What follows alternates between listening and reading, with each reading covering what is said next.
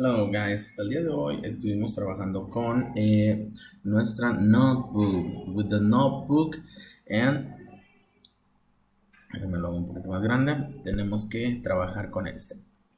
Activity number one. Vamos a escribirlo. Vamos a poner pets and fruits. Pets. Van a escribir de estos nombres que tienen aquí arriba. Which ones are pets? ¿Cuáles son mascotas? Fruit. Fruits.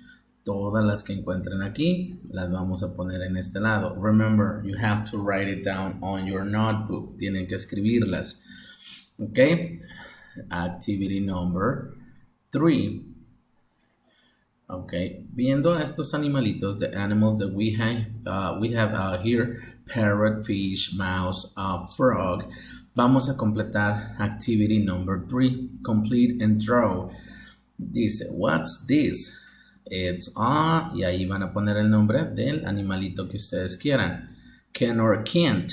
Puede o no puede. It can fly. It can run. It can swim. Y van a escoger una de estas. Quickly, slowly. ¿Qué era quickly? Rápidamente. Slowly, lentamente. Pero van a escribirlo así como está aquí. Todo esto. What's this? It's y ahí va el nombre del animalito que ustedes escojan. Can or can't. ¿Qué puede o no puede hacer este animalito?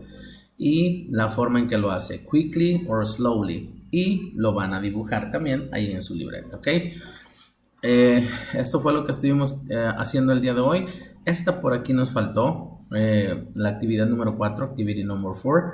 Esta la vamos a completar el día de mañana. Tomorrow, Thursday. Así que vamos a seguir trabajando con esto. Nos vemos entonces el día de mañana, tomorrow, Thursday. See you later. Have a great day. Que tengan muy buen día. Bye, bye.